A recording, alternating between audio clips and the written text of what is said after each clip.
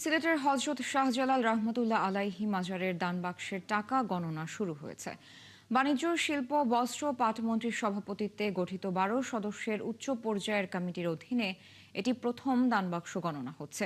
শনিবার সকালে মাজার পরিচালনা কমিটির সদস্যরা আনুষ্ঠানিকভাবে দানবাক্স খুলে ভেতরে থাকা নগদ অর্থ সংগ্রহ করেন। পরে মাজার প্রাঙ্গণে গণনার কাজ শুরু হয়। গণনার সার্বিক পরিস্থিতির খোঁজ রাখছেন আমাদের সহকর্মী হোসাইন আহমেদ সুজাত। যুক্ত হচ্ছি তার সাথে। সুজাত, স্বচ্ছতার অভাব থাকার কারণে তো আবারও এই দানবাক্সের টাকা গণনা শুরু হয়েছে। তো কি বলছেন মাজার পরিচালনা কমিটির সদস্যরা? তাদের যদি কোনো বক্তব্য থাকে, পাশাপাশি গণনা শেষ হতে আর কেমন সময় লাগতে পারে, জানাবেন সেখানকার সার্বিক পরিস্থিতি।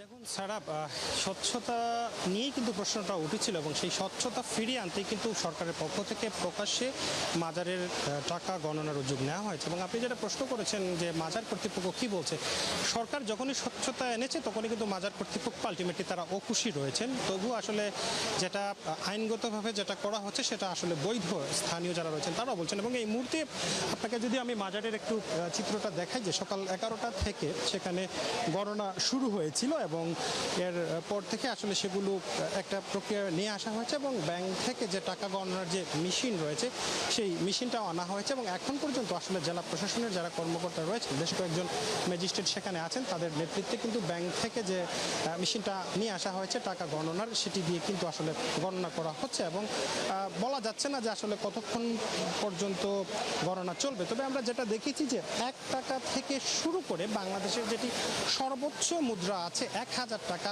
সেটাও কিন্তু পাওয়া গিয়েছে। এবং তার সাথে সাথে ডলার, পাউন্ড, রয়্যাল, ইউরো পাওয়া গেছে এবং অনেকে আবার স্বর্ণও দিয়েছেন। অর্থাৎ মাজারে মানুষ মানত করে যা যা দিয়েছে সবগুলো পাওয়া গেছে। এবং সবচেয়ে ইন্টারেস্টিং যে বিষয়টা আছে, সেখানে কিন্তু অনেক চিঠিও পাওয়া গিয়েছে, যেগুলো আসলে দুর্নীতি বিরোধী চিঠি, যার যার মনের খুব যেটা আছে সেটাও পাওয়া গিয়েছে। এবং এভাবেই আসলে আজকে সকাল থেকে সিলেটের এই শাহজালাল রহমতুল্লাহ আলাইহির মাজারের দান বাক্সের টাকা গণনা চলছে এবং গণনা শেষ হলে আসলে জেলা প্রশাসনের পক্ষ থেকে জানিয়ে দেওয়া হবে যে কত টাকা পাওয়া হয়েছে। এবং এই টাকাগুলো সিলেট জেলা প্রশাসনের পক্ষ থেকে সোনালী ব্যাংকে যে অ্যাকাউন্ট করা হয়েছে সেই অ্যাকাউন্টে রাখা হবে এবং এই অ্যাকাউন্ট সম্পূর্ণ উন্মুক্ত বলে জানিয়েছেন কমিটির সদস্যরা। সারা সুজাত, ধন্যবাদ যুক্ত হওয়ার জন্য। দর্শক, সিলেটের হযরত শাহজালাল রহমতুল্লাহ আলাইহি মাজারের দান বাক্সের টাকা গণনার আপডেট জানাচ্ছিলেন আমাদের সহকর্মী আহমেদ সুজাত।